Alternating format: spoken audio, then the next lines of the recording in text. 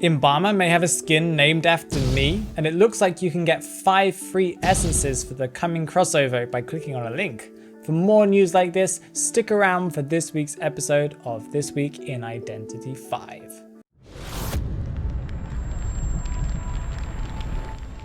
Welcome back to another episode of This Week in Identity 5, where we discuss what happened in last week's patch, what we can expect from this patch, and some rumors and some leaks about what may happen in the future, and what we can expect from the game in general. Without further ado, let's go and talk about what happened last week. We didn't actually get a new patch last week, and that is kind of surprising, but I believe they had some type of event in China that probably prohibited them or didn't give them enough time to be able to update the game, because they may not have had any developers working on that day because they were on holiday or something like that. What we did get though last week, even though we didn't get a new patch, is we did get a couple of things announced on the Identity 5 channel.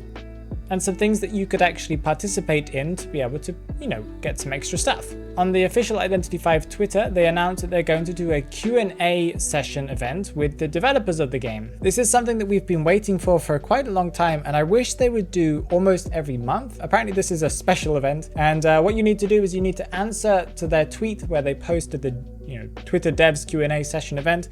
You need to ask your question in the comments to that little tweet. I really hope that developers don't just focus on those skin related questions and not upon the actual balancing of the game. We also are starting to get to the end now of the Promised Neverland Part 2 crossover, so that means that you won't have access anymore to getting the essences, so make sure that you try and open up all those essences that you have now to get the skins before it is gone permanently. I'm not sure if there'll be a Part 3. I'm not even sure if the Promised Neverland even has any more anime episodes or manga issues, so I'm not really sure if there will ever be a Part 3 because there might not be a Season 3 of the anime. Now is the time to get it, and I really hope that you guys got something already. I sadly did not get anything yet. We also got a new event that was announced that you could also through the Twitter, called the Identity 5 Case Closed Crossover Tribute Challenge, where you could click on the link, and if you attached your account or logged in with your account technically by putting in your ID number and then accepting that that is the correct account associated with that number,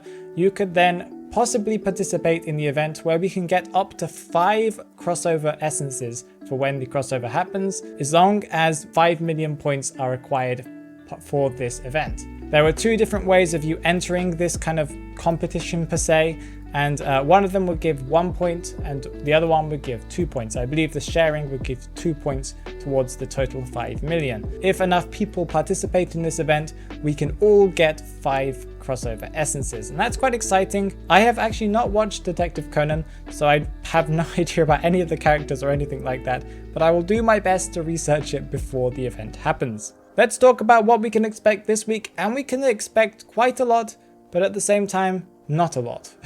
We are getting the new essence with the new Hunter, Season 18 Essence 2, with the new skins for Wax Artist, that is his special S tier, his debut S tier skin. Also some A tier skins for Barmaid and Coordinator, along with, I believe, a skin that is a B tier skin for Bloody Queen, and some other ones that I can't really remember right now. The Wax Artist skin looks incredible, and so do the Barmaid and Coordinator one. They have a very interesting theme, I'm not gonna lie, and I really do like it. I was really wondering what they were going to do with the Wax Artist's S tier. I do feel like they could have been a little bit more creative with what they did, but the skin itself is very, very beautiful, and it does look as good in the game. That was something that I was worrying about last week. As I said, the Wax Artist is also going to be released this week, so this means that we're going to see how powerful he really is, and we're going to put all those doubts and all those questions that people have had about how powerful he's going to be to rest, or maybe not exactly, because you still need to give him a bit of grace period, because there are going to be people complaining about how they can't kite him, but it's just going to take a bit of time to learn how to kite him, like with every hunter. For example, a lot of people rushed to nerf Undead when he first came out because he was too powerful, you couldn't kite him, but now he's one of the easiest hunters, I would say, to kite in general. The community just needs to give the wax artist some time for people to work out how you kite him, and we'll probably work out that he's probably middle of the road, but we have yet to see. That is my opinion. We've also got an event coming out on October 14th, the release of the new essence. That is the Lucky Roll event. We keep on having these occasionally. This is where you can put some fragments towards getting some exclusive items that come out with every single Lucky Roll, where you can get different types of trial cards and skin trial cards. But if you're lucky, you can also get some exclusive portraits and some exclusive portrait frames. So you can be a little bit different than everybody else by having access to some portrait frames and things like that that other people don't have, as long as you invest some of your fragments, of course. As far as I know, there aren't any other things coming up this week. It's possible that we might have something connected to the Halloween lead-up event, but I'm not completely sure. I think that will come with the following week. There may be some bug fixes as well, but they haven't mentioned anything that I know of, at least. Now let's move on to the rumors and the leaks, and we can expect some very interesting things because, like I said last week, there was some talk about Mercenary having his voice changed, and I'm pretty sure that it's now confirmed that Mercenary and most probably Ripper, along with quite a few other characters, will also have their voice changed. Something that was very interesting to wake up to this morning as I saw it, I was like, what skin is this? The new S tier skin for the Halloween event that is Embalmer's S tier Halloween skin has been announced, and I saw it and I can kind of see where Embalmer is in that kind of skin, but it's very different than any other skin he's had, and I'm very impressed at kind of where they took the skin. Usually they try and keep it on theme, or they don't change it too much. Even S tier skins still look quite a lot like the character, but this one is incredibly different and very impressive. And I believe it's called a something Phoenix. So maybe they were inspired by my name, and you know, because it's blue and that's my color. So maybe they just want to impress me. I do like Embalmer, I'm not gonna lie.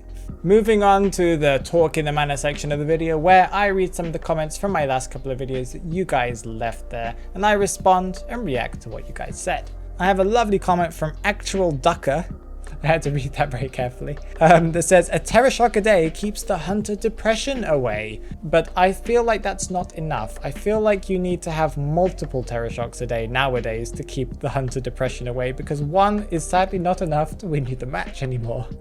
Julio Myers, I think that's how you would say your name, has commented an interesting comment that I hadn't really thought of, that says, I think they should allow us to use Doomshock in 2v8. That would be a very good experiment, and I would like NetEase to maybe implement that. I really like that idea. A commenter after my very own heart called Mew Mew Girl says, Percy should have his own persona trait called Quarantine, in which once he reaches an open exit gate or cellar, he can close them for 30 seconds. I do like that idea. I feel like 30 seconds may be quite a long time, but possibly just close them for 10 seconds per gate would be quite a nice idea for him overall. I'm not sure if it would be like a persona trait, but more of something that he would have in his base kit. But yes, I agree that would be a really good idea. And thank you again for mentioning Percy, because I love Percy so much. Devil Cupcake has a different perspective on the once a day thingy, saying a Terror Shock a day gets the toxic survivors to play. That also is a big thing, and I might need to do a video eventually on the current state of toxicity in the game, because it feels like toxicity from both survivors and hunters has increased an incredible amount, and I'm not completely sure why. But I would like you guys to be as positive as possible and stop being toxic in the game. Obviously I cannot stop you, but I would love for people to be positive, to make both hunter sides and survivor sides more enjoyable, because it is incredibly frustrating. What did you ask the Identity 5 Twitter Q&A for the developers? What did you guys say? What did you guys ask? Tell me down in the comments below, and whilst you're down there, make sure to like the video and subscribe if you'd like to keep yourself up to date with the rest of the community with the Identity 5 news every single Tuesday. Have a great day, guys. Bye bye.